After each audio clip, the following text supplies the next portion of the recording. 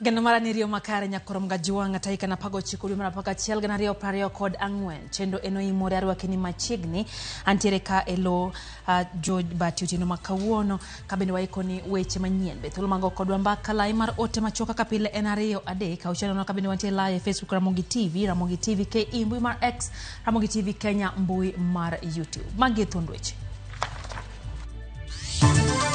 Enyewe haufanyi poa. Hiyo pesa ungekuwa unasaidia serikali, mwananchi kwa kama ni mwananchi anaumia tafadhali mheshimiwa. Hatujui kama ni ulitoa fungo la 10 ama ni kupanda mbegu. Okang mar kanisa jokopere kuno solro kowuok kuom jatend piny Kenya William Ruto medo paro e kind jo Kenya.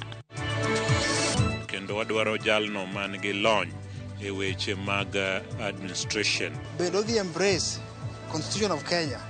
Ma standing orders mag assembly or law. Ji angweno sero ko margi nyaka sani ne lalo lemo mar speaker ma Homa Bay bang Julius Gaya Gwetao.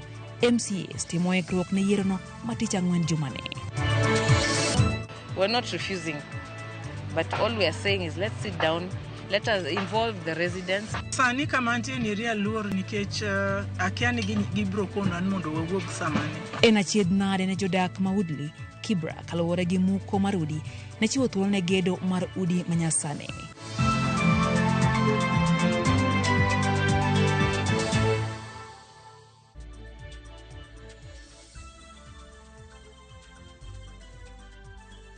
Machiegni nyakorom gajuang wantiere gi Liz Otieno nyinga Lydia Okeyo.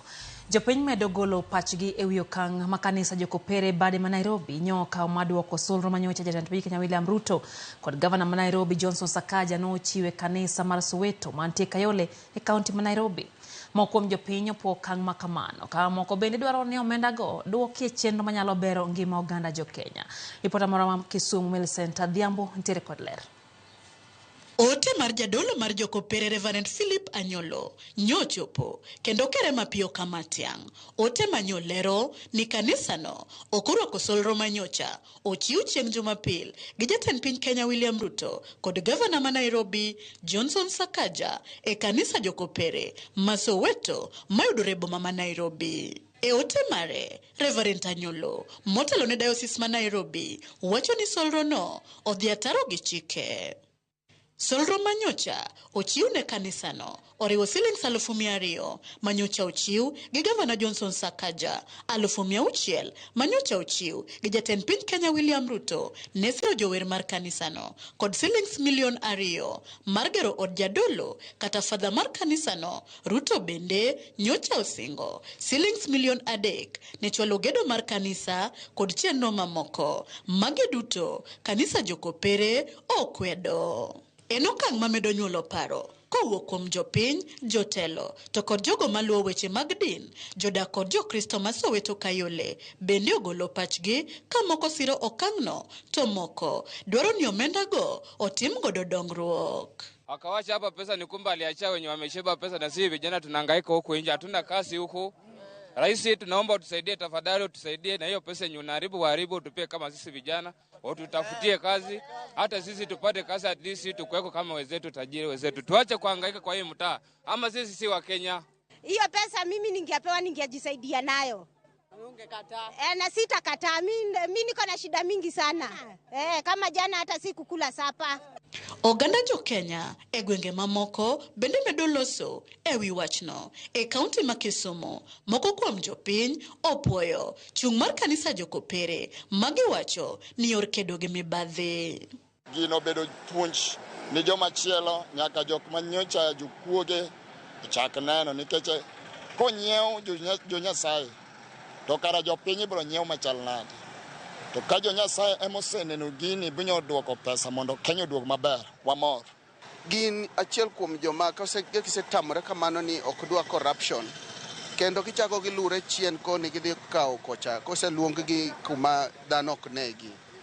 Wachino kaponi ginyalo weyo luwo kuonde mopogore no koro gidhi kanyo gi secretly nyalo bedo maber.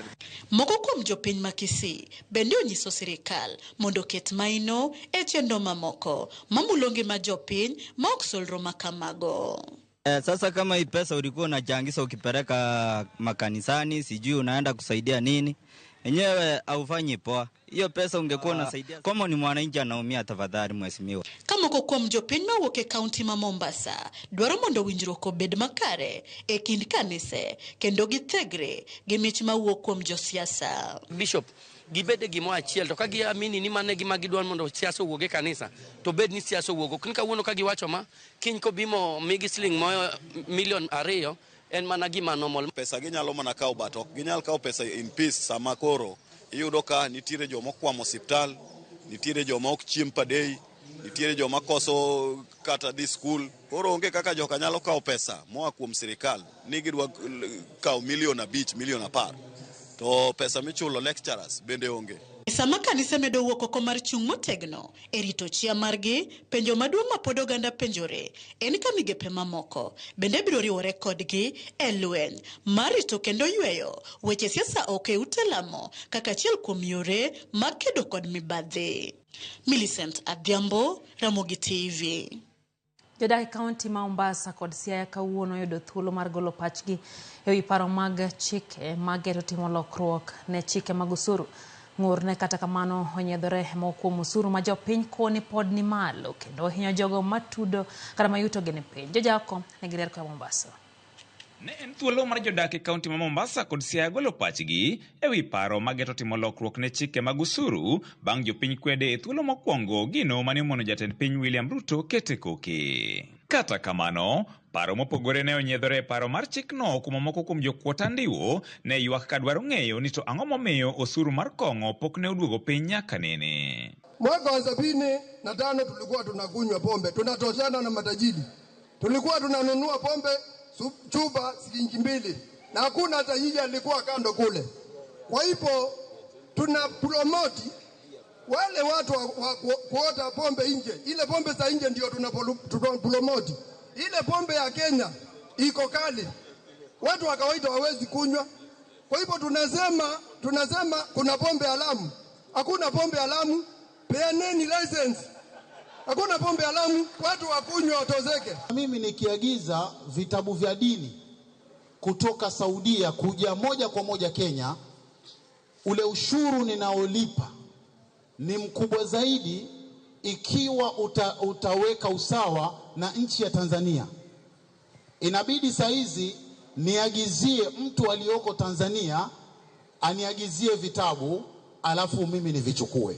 By the time the container landed on Mombasa, we were told we had to pay 471,000 as a charity group.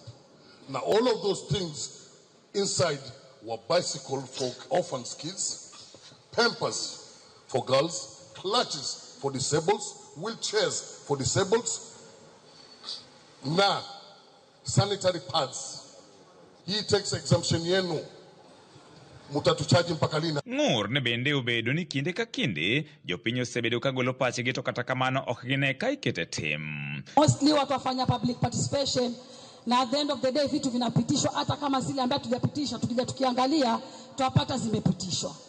Since leo ndo first time naona kama bunge la finance liko hapa na wazee wa mitaa na machifu ambao wako hapa. Je, hii safari hii hata zile tulizopinga zitakubalika ama zitakatalika? Katika hivi vipengele vyote mumeweka percentage, lakini katika hii nimeona kwamba hakuna percentage yenye mumeweka. Ili vijana wetu ama sisi kama mama tumejua kwamba tukichukua mikopo kwa watoto wetu waweze kuwezesha katika hali ya uendeshaji wa bodaboda, tunajua kwamba ni kiwango fulani ama percentage fulani wataweza kulipia kulingana na ile loan. Umetuambia hapa lugha inayotumika ni Kiswahili na Kiingereza. Hizi documents ambazo zimeandikwa ambazo zinabeba very technical. Ili mpate jawabu kwa kisawasawa ni ngumu. Pili, mnatuambia ni amendment. Amendment means is amending from something. Hiyo something hatuioni sisi. Ne bende gikoni piny owacho pok oketo ler e wi chenro mag geto lombo godo joket mwandu e pacho ka kopogore gi choko osuru kuomgi. dona mora mora manyalo bedo ni nyalo golo gige disables oko, gigol tax ne jogo, nikech gigo endo loka kocha ichiwo gi nono. Oro finance bill ni anto kumadie kata ka asome iye kanyo matin. Aneno gin mana vipengele moko mane watame ka magirwako gi eyo machielo. Gikawo ma to giwuondowa kama to giketo kama endi. Pod wadhi reject makata ka pod sani jo Kenya amuan pod gidhi ndara. Apa ni adhi bedo one of them apod dhi ndara. Ma pod wadhi bole piny. Ok wayie kode kata watimo public participation. Lakini chal mana ka gima pod watimo nono nikech kwang'iyo poko kalo tero pod life dhi malo matek. En geno mar jodak mag kaunti ni ma Mombasa ni bang' golo pachgi kotenore gi paro mar chik mar omenda, piny owacho dhi keto e tim pachgi go. George Aoko, Ramogi TV, Mombasa. Jodak ma Siaya ma ochiwo pachgi ewi paro mar chike mag dwaro loko chike mag osuru. Dwaro ni duok piny osuru mar VAT kutoka tamala 16 nyaka tamala 12. Bende gikwedo paro mar dwaro jugo osuru kuom omenda mag aeri magiwacho ni biro keto jo Kenya gi chudo nyadiriyo. Komiti mar od bura ka otelne gi jaod bura ma Aina Moi Benjamin Langat ne osingo ne oganda ma Siaya ne dhi winj ywak gi magi pedhe chenro no mar kao pach jopiny. Kamati ikifika utapewa nafasi alafu utaje. Tukaribishe hapa ndio tuendelee.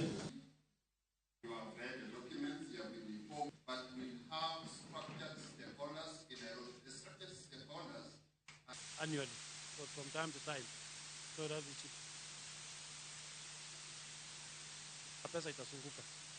Yeah? So shilingi 50 na una hiyo 50. When you are making these laws, you should also consider those who are there long time ago. They are suffering and they are wallowing in poverty. Youth Fund and Uwezo Fund, most of the requirements is that it is given out in a group. Some of us are not good working in groups because our ideas can never be shared. Some of the ideas that we have are very unique in nature. And if we can get financing as an individual, therefore we will appreciate. Kenya ni nchi ambayo sasa wawekezaji, investors are running away. Why? It has become so expensive to do or to operate a business in Kenya. Sababu gani? High taxes. Kenya generates electricity, Kenya has water, Kenya has land. Hizi ndio vitu ambavyo pia makampuni ama biashara zinategemea to run. Why should we tax heavily and more than other countries, yet mambo ya ama mahitaji ambayo makampuni yanahitajika yanapatikana katika nchi ya Kenya? From what we have heard, they have talked about agricultural inputs in terms of reducing or removing taxes completely because they are agricultural community. I think we had also quite a representation on retirees, and they have told us about the need to actually remove taxes on retirement benefits. Jodak e gwenge ma Udli boma ma Nairobi nigi lit kendo ywago lal bang' sirikal moko ute gi otieno manyoro. Giywak ni kata obedo ni milowe mar dar mar ndalo 90 manomegi ochopo giko mare kawuono. Jafwambo marwa Hefi Nyakeri lero ni jodak dwaro mondo mi sirikal kaunti ma Nairobi ochul gi kuom mwandugi manokethore.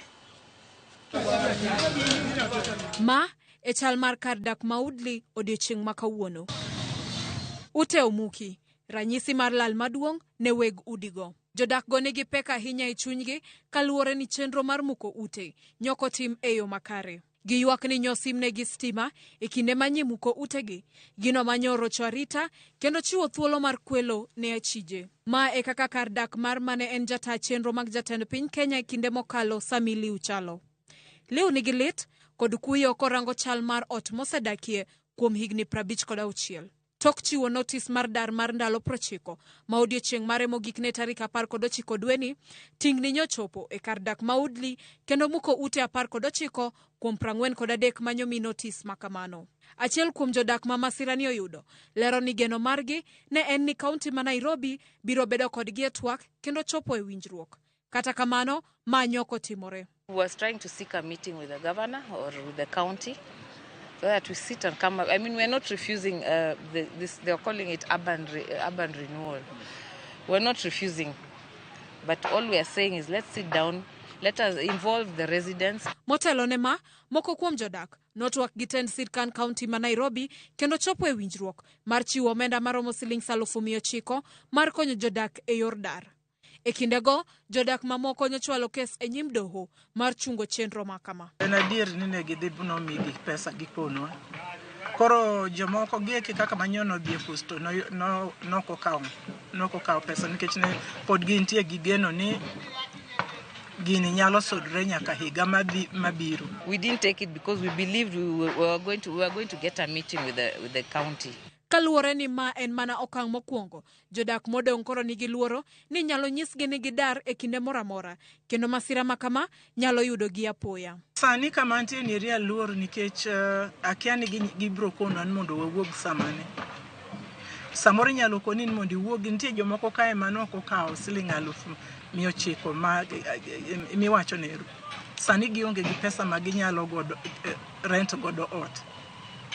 Koro ing'eni gikia kata kuma gitere gik moko.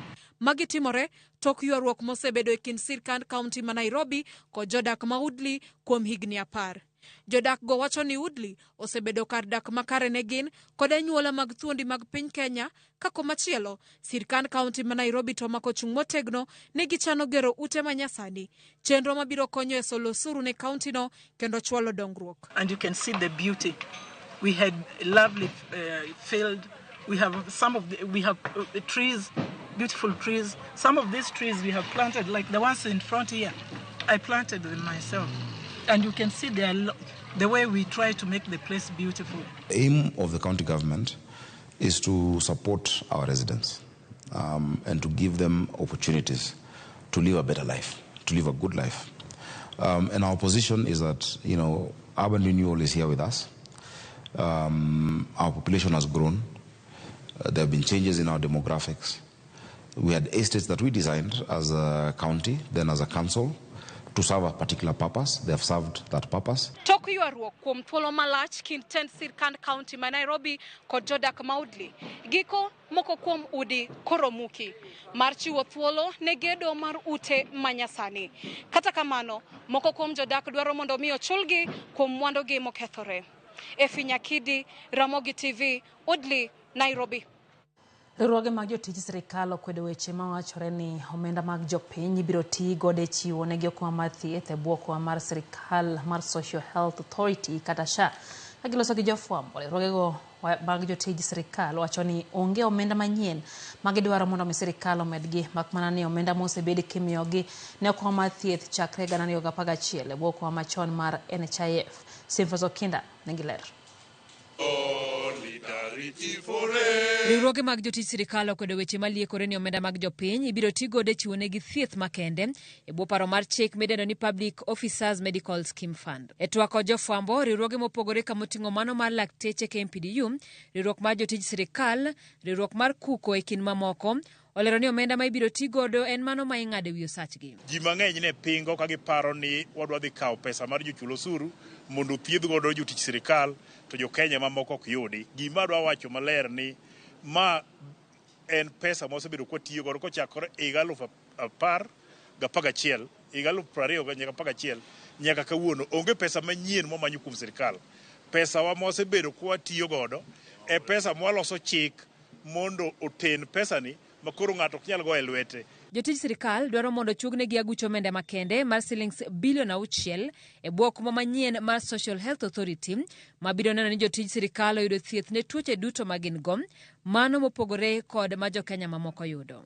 That public servants relinquished their medical allowance in 2011, and since then they have not been earning it, and therefore they had a right to access healthcare. They had a right to be given comprehensive medical cover. And as public servants, we had indicated strongly that we don't want to be put into private insurance companies. Dwe mar 10 higani, sirikal nochoro nyime thuolo mar dhi nyime kod tiyo kod okuma machon mar thieth mar jotij sirikal. Tok jotij sirikal tamre donjo e SHA ka ok ochiwnegi aguch omenda mopogore kod jo Kenya mamoko. So the negotiations culminated into establishment of public servants or public officers medical fund that then will be managed by Social Health Authority.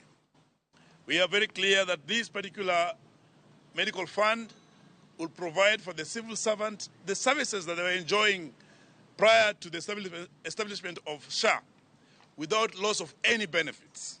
En gima nomiyo migao mar omenda ochogo paro mar chik midendo ni Public Officers Medical Scheme Fund Bill 2024 masani kawe pach jopiny ewi yango kuma makende e bwo SHA ne jotij sirikal. Simfros Okinda, Ramogi TV. Jotije adek mag Marany ma Moi ma itudo gi mibadhi ma siling bilion 2.1 ochako ndiko dhogi kawuono e apis duol makedo gi mibadhi e pacho ka EACC bade ma Eldoret.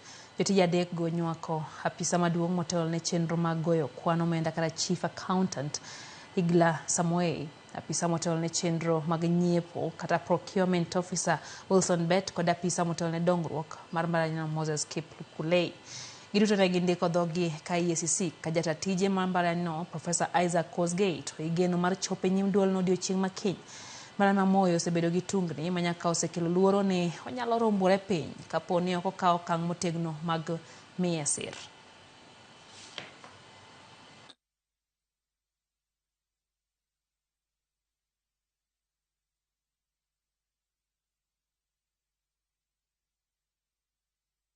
Jatend piny Kenya William Ruto nyiso jotend migepe kod jagoro mongiore mag eni onge nafas ne jotelo manyap e sirikal mare.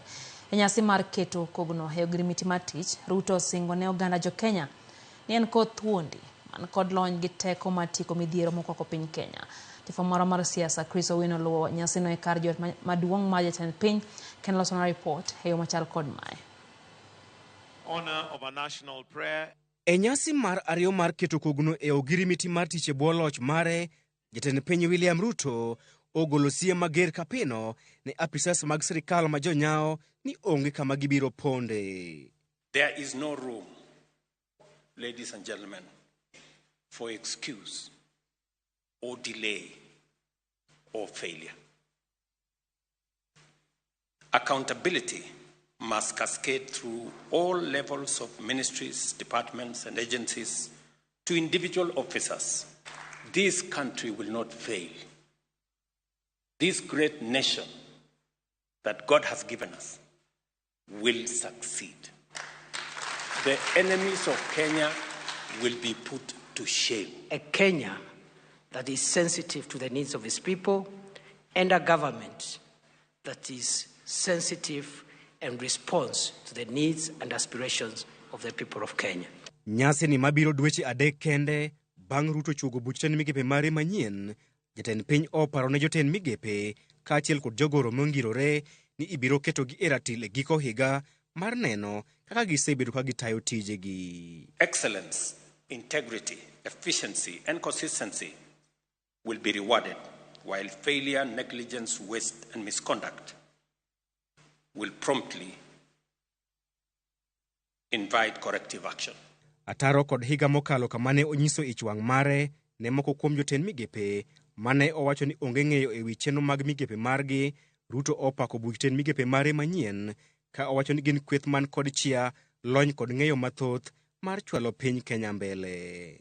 Although we are in a difficult place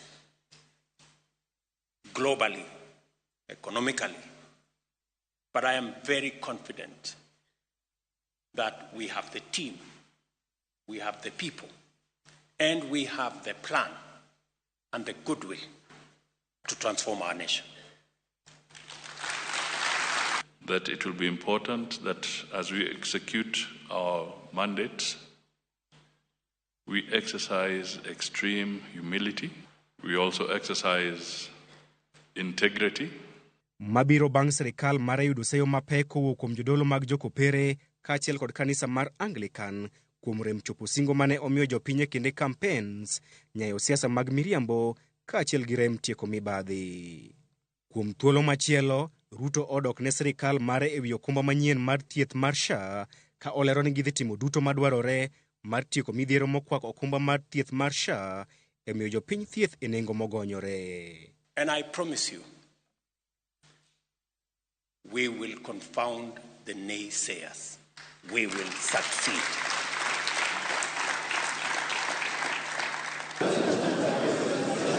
Bang' koth mar pe mar kanisa jokopere kaachiel kod kanisa mar Anglican rodho sirikal mare, kuom rem chopo singo ne oganda jo Kenya. Jatend piny William Ruto ogolo siem mager kapino e jotend migepe kaachiel kod jogoro mongirore e sirikal mare ni onge nindo e tich. Chris Owino, Ramogi TV, State House, Nairobi. Senator Manyeri Wahome Wamatinga okao kar Senator Mamuranga Joe Nyuto achiel kuom osiepe jalup jatend piny machon Rigathi Gachagua e duol mochung' ne tawo chenro mag od bura mar Senate PSC. Elendo mano pedhe nyim od bura mar Senate kod jatend kweth jood bura mathoth Senate Aaron Cheriot lokruok ma kamano tim kaluwore gi okang' mar Joe Nyuto gwetawo. Nyuto en achiel kuom senators manogo ombulu mar kwedo paro mar thicho oko Rigathi Gachagua ya PC. Magi bire kinde ma weche osebedo ka fuong'ore ni nitiere chenro mar thicho oko osiepe Gachagua e komiti mag od bura motelo ne jood bura dhi e yueyo mar nyasi mar Christmas. National security, defense.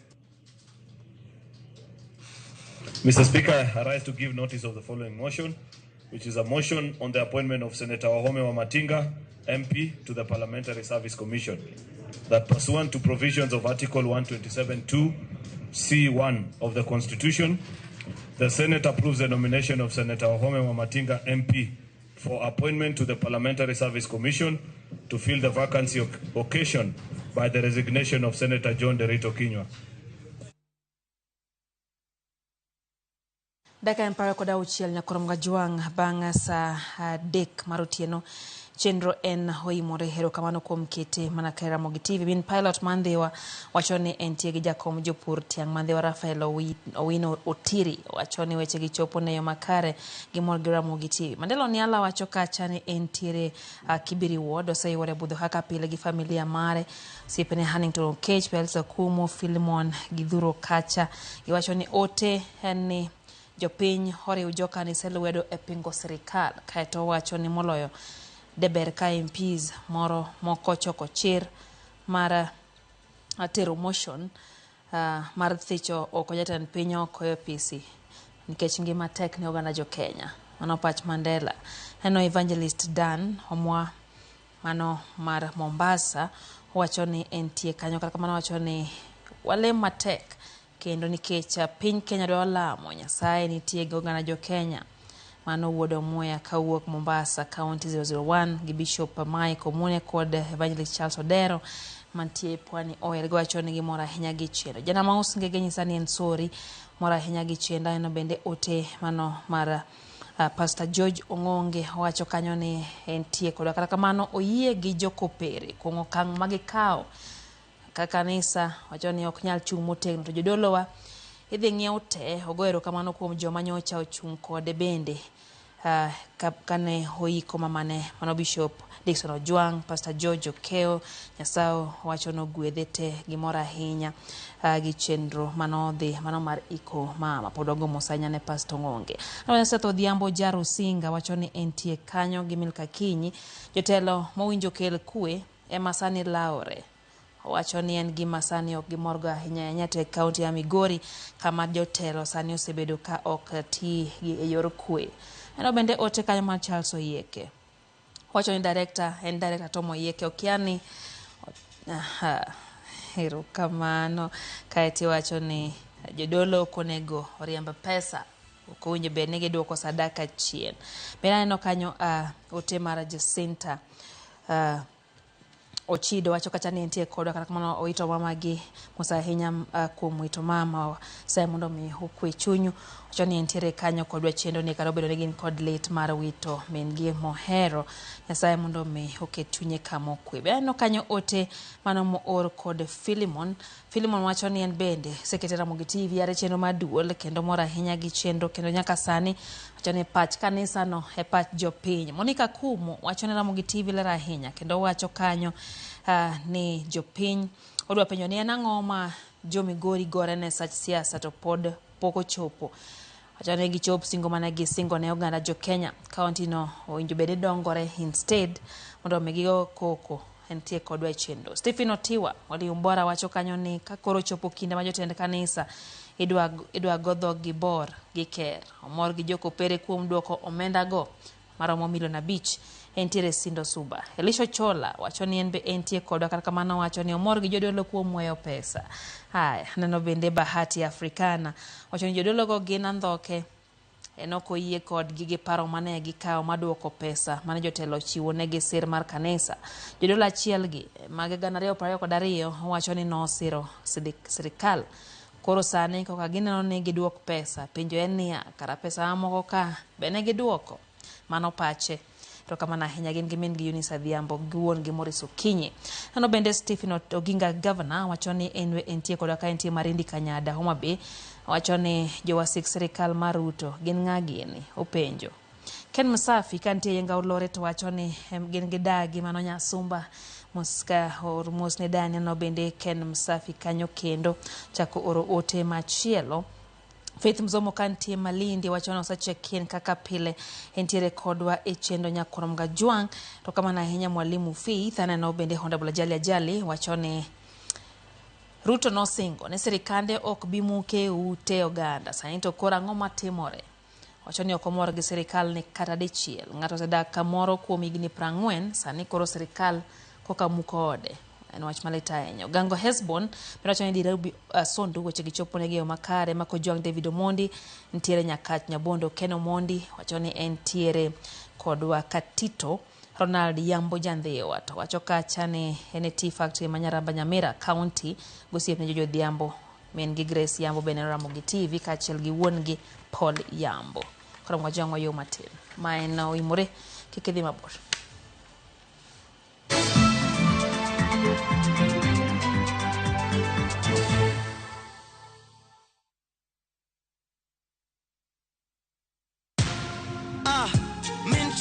Kwa majina ni Peter Kariuki Ngoge ama Kamlesh Styles. Nimekuwa nikicheza kwa muda. Natoa na win 50,000, 100,000, 200,000. Leo nimekujia check ya 675. Nikihesabu zote naweza kuwa nimewin 1.3 na nitaendelea kucheza. Changamkia Aviator on shabiki.com. Not for persons under the age of 18.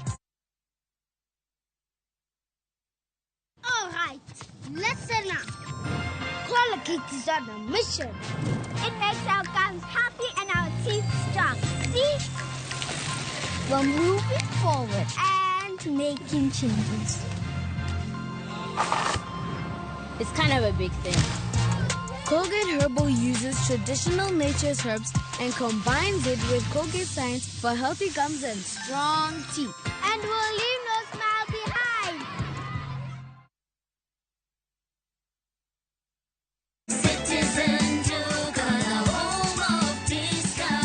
Wiki hii Citizen Duka inakuletea discounts kali ya Okoa wiki kutoka Quickmart. For only 646 shillings, unapata maziwa 2 packets at 110 shillings, 4 pack tissue at 199 shillings, unga ya ugali 2 kgs at 119 shillings, mkate 800 grams at 99 shillings, unga ya chapati 1 kg at 79 shillings. Hizi zote ni only 646 shillings, meaning una save 110 shillings ukitumia Citizen Duka. Piga *487*5#. Chagua Quickmart, then chagua Okoa wiki. Lipa, alafu utapata message ya kwenda kuchukua package yako kwa Citizen Duka counter ya any Quickmart supermarket karibu na wewe. Citizen Duka, the home of discount.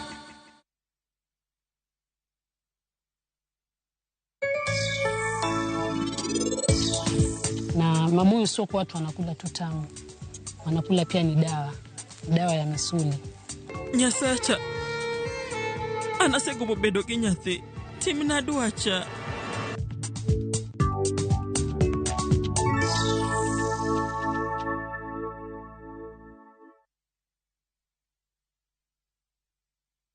Safaricom kwa ushirikiano na Royal Media Services tunakuletea Safaricom Sambaza Furaha Caravan Mount Kenya Edition. Ni kuanzia tarehe 18 hadi tarehe 23.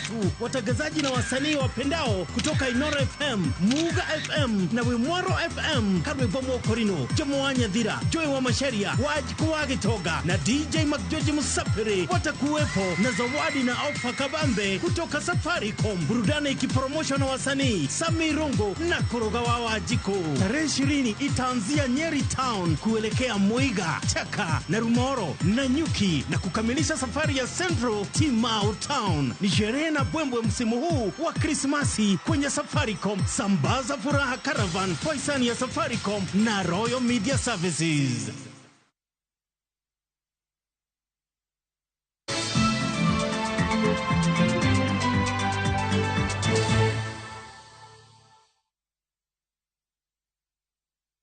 Chiegni kero nyakwan mga juang chendo eno imore wadhi mbele gi wech manyien. Gavana ma Kakamega Fernandez Baraza owuok tung' mosuo ko jatend migawo mar omenda John Mbadi ewi chenro mag chwalo omenda ne tend counties ma Thurka.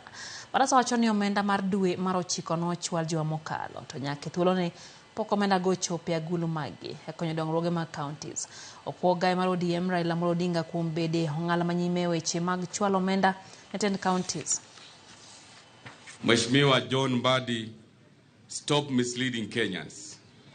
Unajua ya kwamba pesa zikitoka katika National Treasury kwenda kwa County Revenue Fund ambayo inakuwa controlled na Central Bank, it takes a minimum of 2 weeks kwa hiyo pesa kufika katika magatuzi zote 47.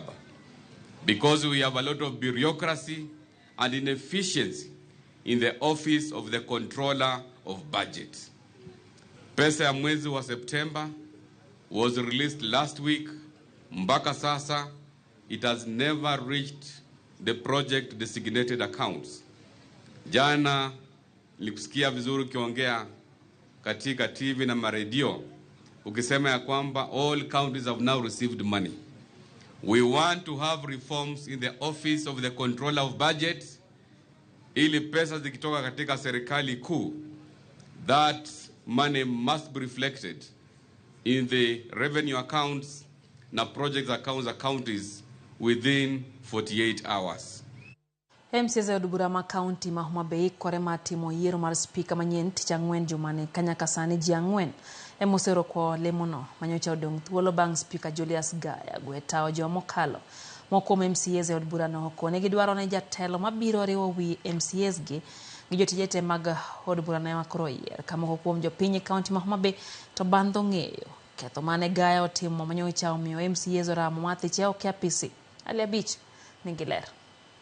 Bangwe tao mar Julius Gaya kaka speaker od bura mar county ma Homa Bay juma mokalo kendo weyo komno thuolo e krok sani koro dhi nyime mar yiero speaker manyien ma koro biro kawo kare katich ang'wen juma ni MCS od bura no biro gombolo mar yiero speaker margi manyien kaluwore kod karan mar od bura no Hannington Day ji ang'wen ema oseoro kwayo margi lemo mar speaker kendo sani e krok dhi nyime mar biro yiero speaker manyien tich ang'wen juma ni ne waloso gi moko kuom MCS od bura no wikit ng'ano ma de giere mondo kawo komno ka MCA Marojo Ward Tony Otieno wacho ne kaka MCS gidwaro speaker mabiro riwo wi MCS kanyakla kaachiel kod jotije mag od burano. Wang'iyo kendo wadwaro ni wayier speaker manyalo tayo bunge. Nyalo tayo bunge ko ng'iyo ing'eni bunge nitiere gi members to gi honorable members to gi staff. Wadwaro speaker manyalo tayo members of honorable members kendo ginyalo tayo staff mag county assembly ma Homa Bay. Tayo yo mane speaker and head of assembly. Head of assembly chalo kaka administrator. Administrator koro nyiso no give direction ne bunge ma Homa Bay. Kendo wadwaro jalno man gi lony e weche mag administration. Kanya wadgi ma Homa Bay Town East Woderi Komolo okoni dwaro margi en bedo gi speaker mong'eyo chike matayo od bura kendo manyalo kelo kwe kod dongruok e od bura no. Achiel maduong' kuom gik ma dhi ng'iyo en ni to bende chike mag assembly kata chike mag standing orders mag assembly bodhi rito nikech mano gima duong' ne members mag assembly kabisa. Mar ariyo bende odhi embrace constitution of Kenya ma standing orders mag assembly olo nikech ero ka nitiere development projects kata legislative proposals kata chike ma assembly kadho ma nyaka olo kaka speaker to bende obiro luwogi. Koro bende seche ma koro gibiro biro ira ka gikwayo ni mondo wang' wagone gi kura mondo gidonj kacha nyaka wapenjgi ni about standing orders gik ma ging'eyo to bende issues mag members e committees maggi bende onyalo ng'iyo kata odoko ni ikruok sani koro dhi nyime mar yiero spika manyien mabiro kawo kar Julius Gaya, to nyaka sani pok ong'ere malong'o gimomiyo MCS ne dwa thicho oko Gaya apise kapok ne okawo okang' mar gwetao, kendo moko kuom jopiny e kaunti ni dwa ni tend od burano okete lela ne jopiny ketho mano miyo gidwa thicho oko Gaya apise kapok giyiero spika manyien. Weche osebedo matek e assembly, wan wapo mana ne spika marwa mar Julius Gaya o resign. Nok wang'eyo reasons behind resignation mar Julius Gaya kaka jo Homa Bay. Koro wan gima wanyalo kwayo od bura kapok gimanyonwa spika manyien, gin ema ne ng'e shida mane nitiere e od bura marwa mar Homa Bay County. Nitiere gik moko ma samoro pondonwa kaka jopiny, to wagombo ne mondo wang'e ang'o momiyo Honorable Gaya no resign kane oter motion mar impeachment.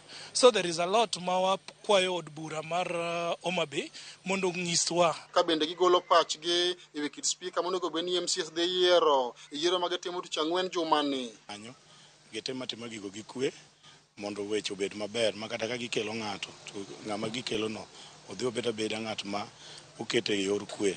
Wan kwe modwaro Homa Bay ka nikech wadich gi weche mag dongruok manyalo riwo assembly, to ing'e ni kanyo koro ka ng'ama gidhi gi puodho maler ma gidhi giyudo ka ng'ama nyalo tiyo, nikech ok dhi bedo abeda ni an abiro keta uru, idhi ket ng'ama gineno ka nigi lony. Ali Beach, Ramogi TV, Homa Bay. Riwruok mar jokombe mag ODM e sub-counties aboro e kaunti ya Migori ochako ng'wech mar tieko koko kod ywaruok e kind josiasa ma oyier e kaunti ya Migori ka bende gikone jotelo duto ma oyier mondo mi otim tijgi ma ok donjore e siasa ma oiw. Jojuma ingire ko ya kaunti ya Migori. Bang' ling kuom kinde malach, riwruokno mar jokombego mag ODM e sub-counties aboro e kaunti ma Migori mangima koro wuok oko mar kwedo koko kod ywaruok e kind jotelo ma oyier kod ombulu e kaunti ma Migori. Nyubu bwana seneta kagore koko gi gavana okomoro wakata. Wadwa ni ng'ato ka ng'ato olulainde. Ng'ato ka ng'ato ka olainde mondo wabed gi kwe. Wan kaka jo Migori ka jo leaders gore, wan ye lum wan emwa hinyre. To time mantie sani seneta olulainde mondo tinwa maber, MPs mantie olulaindgi mondo gitinwa maber, wan bende kaka jo party gibed kodwa mondo wa advice gi.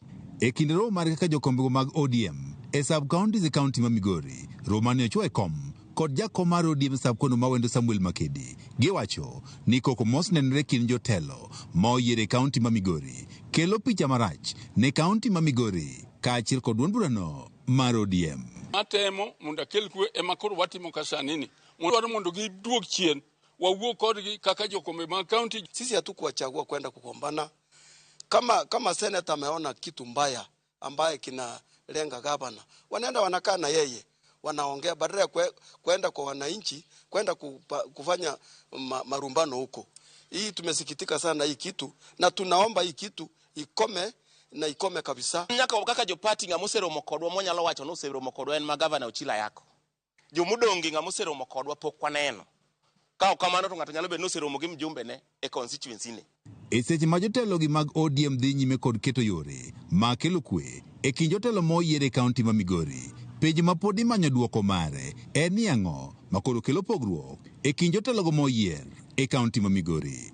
Nyalo bedo ni ywaruok ni otenore kod wechego mag dongruok koso siasa mar higa mar 2027. Owacho ni bwana seneta kikelo pesa kakiwacho ni kelon ok idhi ir gavana tipenj gavana igena sekelo pesa Migori ka to kane gima pesa no timo.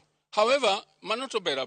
Nyalo bedo ni gavana ema lawre kod jotelo wetege koso jotelogi ema lawre kod gavana.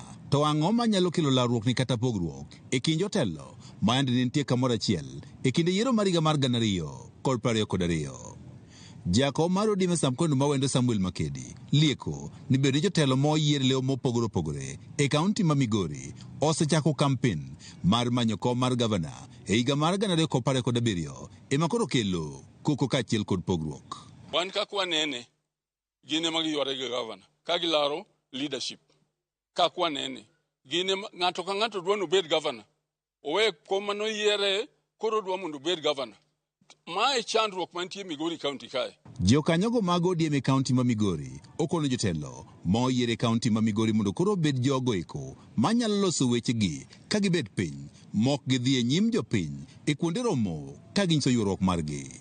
Tunaomba gavana wetu na wajumbe wetu na seneta wetu tukue na amani, ndio tujenge chama cha ODM. Hii mambo ya kufurugana, mtu aende kwa press au kwa wananchi wanaongea mambo zake.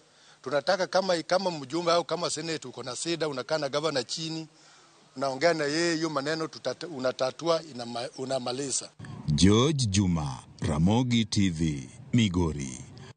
Sejana piny mangima hingo odiochieng' jomachuo mong'ere kaka International Men's Day, jomachuo modak gi ng'ol kwa sirikal kod oganda mondo mi owek jwang'ogi. Giwacho ni gikadho e midhiero mopogore opogore to onge ng'ama dewogi. Gikwayo oganda bende mondo owek nyiso joma ong'ol akwede kendo dak kodgi gi hera. Jafwambo marwa Fredrick Omondi nigi ler. Ka giloso e nyasi mar hingo odiochieng' jomachuo e piny mangima mong'ere kaka International Men's Day, jomachuo modak kod ng'ol otiyo gi thuolono mar kwayo sirikal mondo okete okenge mar konyogi kaluwore gi midhiero magikadhie.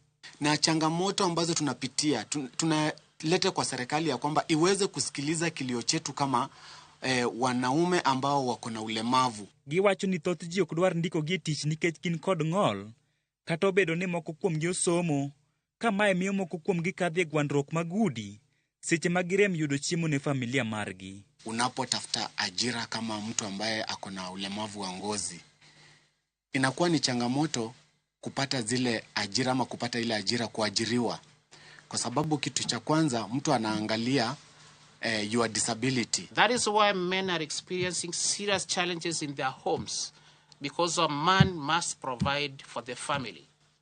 And if you don't provide, then you will not be have a peaceful home.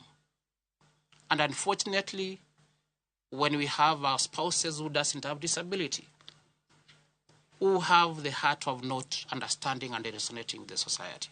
Gidhi nyime ka giwacho ni nitie jomachuo ma odak kod ng'ol ma osewito ngimagi nikech dang'ni mar paro, to kata kamano oganda pod ok odewogi kendo gimedo mana dak e ngima ma onjawre. We have lost a number of men because of mental health, depression, because of the gender-based violence they face in their homes. Kuom mano, gikwayo od bura mamalo mondo kale chike manyalo rito ratich jomachuo modak kod ng'ol kod bero ngimagi. I'd like to echo what my team has mentioned, that we advocate, push for support to all men and young men with disability. Seche ma piny mangima hingo odiochieng' jomachuo mong'ere kaka International Men's Day, riwruok mar jomachuo modak gi ng'ol ywak ni sirikal, oganda kod riwruoge mopogore opogore ok osebedo ka miyogi kony kaka itimo ne joma mine. Penjo mantie, be waikore kaka oganda mar konyo jomachuo modak gi ng'ol e kindwa kaluwore gi midhiero ma gikadhe pile ka pile. Fredrick Omondi, Ramogi TV, Nairobi. Kamano nya Fredrick, mano kanyo wuod Ndewa. Chenro mar ng'i gwenge wanyakora mga juang kawuono.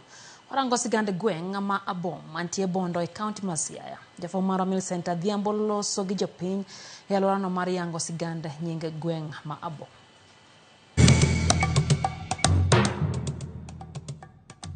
Nyakora ya juang machiegni kendo telo machielo.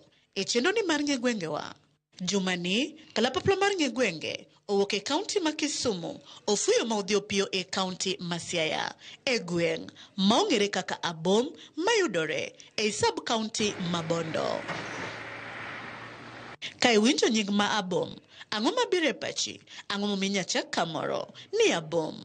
Mokwongo wachako kod paro mopogore mag jogweng' e wi gino magilieko madinami chak gweng'ni ni Abom. Dawa kata kwarwa ne ja nyisaga ni gomi iluonge na Abom. Chon nitimoga gold mining kane pod onge nyinge. To gik nilmuochoga murutu. Koro gik mane muoch katup. Koro ma gineno ni kata ka dioro ng'ato kama tipimo gi kuma gimoro muoche Abom. Tabum no chak godni.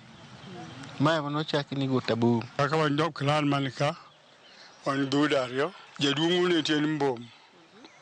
Koro Mbom ni nogero dala ni got kacha mochiel kite. Makara sani kidhi tineno dala kite pod nen ma nyisen dala. Koro en mane nying ma Mbom no wuok. Abom ni esa mae got ni mineno kan.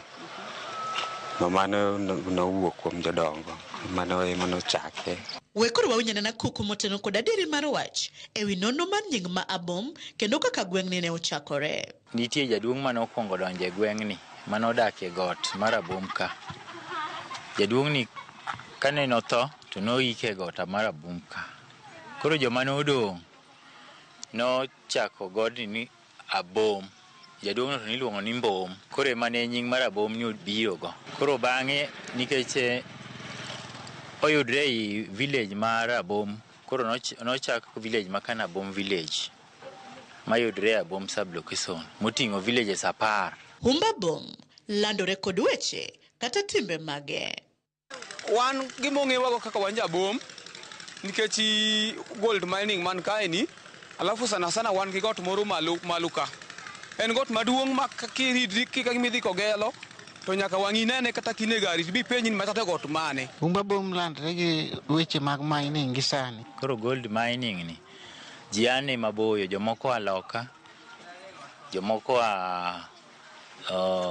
Siaya gi gwenge mopogore opogore matiye iye ka tiyo tich mar gold magiyudo godo konyruok.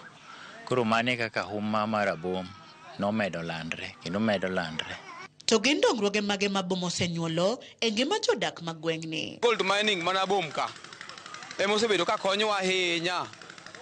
En gimo mak giluto ariyo, en mine omake nyaka joma tindo nyaka joma dongo. Man ng'enyne mane mwachamo to joma ok tiye to koro donje hala moko kaka an tariemba piko gi taxi driver. Kae ne en mana ndach lo mamoro be notin ma ndiga mtoka ne onge mana ndiga emne nyalo ringe.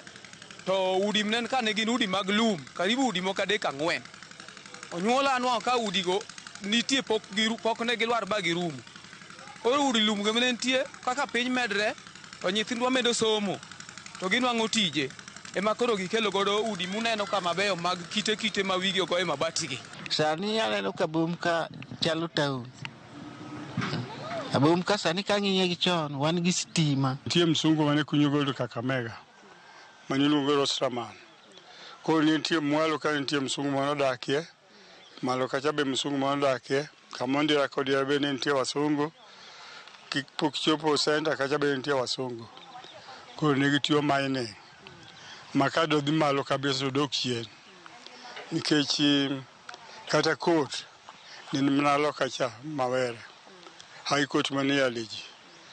Basi nitie wuodwa moro nikech ng'ene wan jowa moko dak loka cha. Koro wuodwa moro en chief emanene udhi ogolo chiro nen kacha bende. Ogolo chiro botere daraja. Kado osetere daraja. Koro chief Masak wanowacho jalego gi dwa mawa gikwa ma kot ne gigolo ba gitero bondo. Koro branch ma kot notero Kwale. Koro nodoga kamano. Nderni oselosi, sikul wan godo ka ma ji some, mamago duto biro nikech huma mar Abom. Kendo skundwa machiegni ka ochake na Abom primary school. Stima bende osebiro, wan koda gi booster mane okele godwa mar Abom ka. Noyud ni en onyalo kawo network maber. Osiptal to wan gi machiegni wakonyre go Mawere kae. To kata obedo ni jogweng' ma Abom kwano dongruoge achiel ariyo adek, gin rem mage ma pod gin go e alworani ma kotim to Abom nyalo dongore kendo chal kod gwenge mamoko. Gikel riekni manyasani ma inyalo timo gold mining ma ok ni watime kiyo jusi mamarwa mabur negowa pile ka pile. Ndara cha ma kapo ni nyalo losnwa maber, mano koro mano sources mo watimo nyalo konyo maber. Kech mo ndachwa ni ken marach. Hata undongo ko biro dungu neno ka nitie kuonde moko manyaka gari lengre. Wan gi nyithi kie mang'eny ma onge kaka som. Mar ariyo, ji miond liete be wan godo mang'eny e gweng' mar Abom ka. Ma kaka konyre onge. Skundwa mar Abom nogo ni bende onge gi dongruok malong'o. Pok otim kata fencing, gik mang'eny ma pok otimie. Kwayo maduong' ne sirikal en ni mondo gilosnwa nderni, gichak giyawnwa medruok mar stima. Kaka nodonjo to mier mang'eny onge kode. Koro chandruok no nitie. Gikonywa bende piwa mar yala machiegni kani. Be giywanwa. Wanyalo timo godo irrigation mar pidho godo gik machalo alote, nyanya mondo konywa. Nyakwaramogi managi kanye mwachopo gode giko matelo makawuono e chenoni mar ng'e gwengewa. Kikidhi mabor, medikete mane wang' jowi mari mar Ramogi nikech juma manyien aduogo kendo kod nonro mar gweng' machielo. Oriti masani, nyinga Millicent Adhiambo kata kihero inyaluonga ni Nyaboma.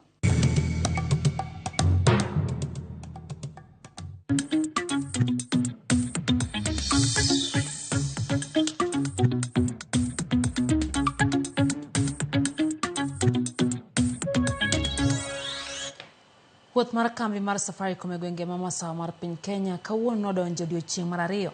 Safarno mar hingo higni 24 nyaka kambi mar Safaricom ne chak chiwo chenrogi pacho kae ochopo e kaunti ma Nyeri kama ne ochakore gi Othaya nyaka Boma Nyeri. E odiechieng' mar ariyo, jodak mamasawa odhi nyime gi rwako kambi mar Safaricom e gwengego. Seche ma kambino timo limbe e gwenge duto ma pacho kae ma otisi ni Safaricom sambaza furaha. Safar no chakore gi boma ma Othaya, kama jodak oyudo thuolo mar romo kendo mbeko gi jolendo magihero mag Royal Media Services. Oganda ma kaunti ma Nyeri moting'o nyaka joriemb apiko oyudo mich mopogore opogore kaka simbe, gwen kod diek mag Christmas. Ambazo tumeweza kutayarishia mashabiki wetu ambao ni wa Inoro FM.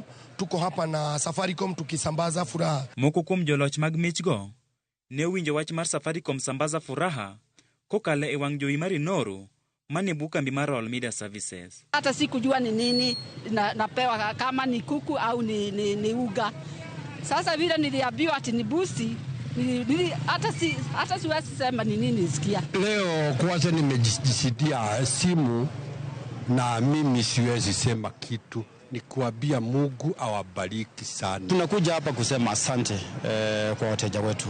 Kwa miaka 24 ile wamekuwa na sisi, na pia tunataka kuuliza kama wako na mashida yoyote ndio tuweze kutatua. Jodak makaratina bende okowe chien ka customer chiel madhialo odiechieng' mar nyuol mare kawuono odhial gi mich mar diel gi kambi mar Safaricom. Niko na furaha sio na kifani leo. Leo mimi ilikuwa siku yangu ya kusherehekea kuzaliwa kwangu. Na hao Safaricom wanasherehekea utumishi kwa wananchi wa Kenya. Odiechieng' makiny, Safarno dhi chakore gi boma ma Nyeri, kochomo Mweiga, Chaka, Narumori, Nanyuki, Timau nyaka Muuga. Frederick Omondi, Ramogi TV.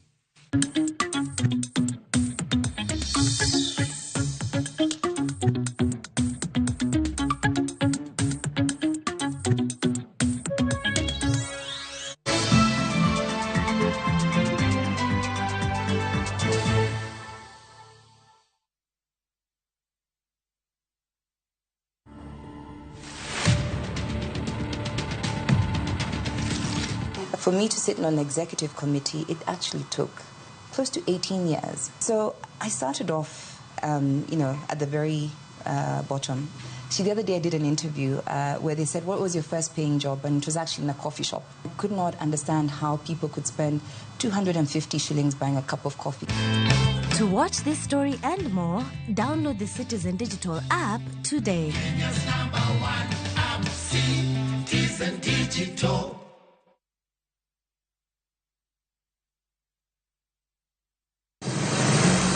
Be isepenjori e sigendni mayudore kuonde ma waluongo ni pachowa? Kapuonjani nobiro nikech gwenyruok e kind owete. Riwri kodwa mondo wanon sigendni mabeyo mag kuonde ma wadakie. Nera nitie. Ninyuo kong'o kacha niluongo ni kilap jokowili. Kochakore bombe madongo nyaka e gwenge ma iye.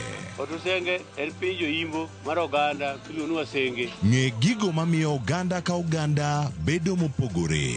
Nueng'o ma wan godo ka en mar kunyo goldi. Urudi. En kama ji duoge ji ok lal. Ng'e weche mane osekalo. Chon chande lweny nitie kor gweng'. Rwako sigendni mag kuonde ma wadakie. Kiwacho ni kibedo piny e kom, kineno ng'ama lwete fuare kama mano nyiso ni jakano mulo ka pigo sechope bwo mesa. Ng'e gwengewa chieng' tich ariyo saa 3 otieno. Mana Ramogi TV.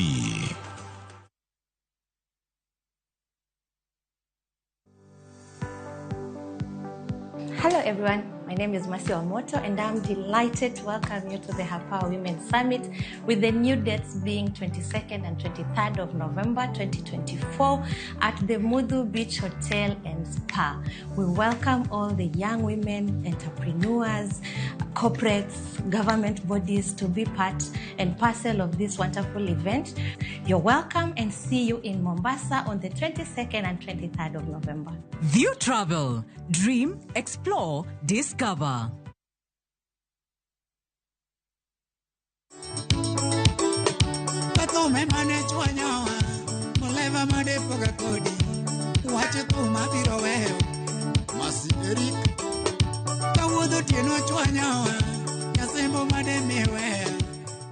Mondo mi yud skisa tiun mar Milly Nyarasembo de star aboro auchiel nono star ang'wen achiel auchiel as Ramogi TV e od jothumbe duto.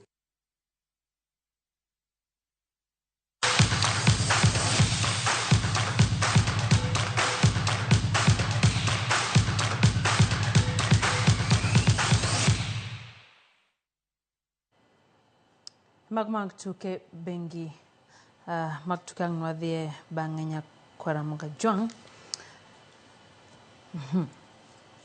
Mag tuke wayudo kachachani Team Kenya Harambee Stars owuok amodhi 0-0 gi team mar Namibia e tukgi mogik mar Group E, tuke manyo otugi pinje Afrika higa 2020.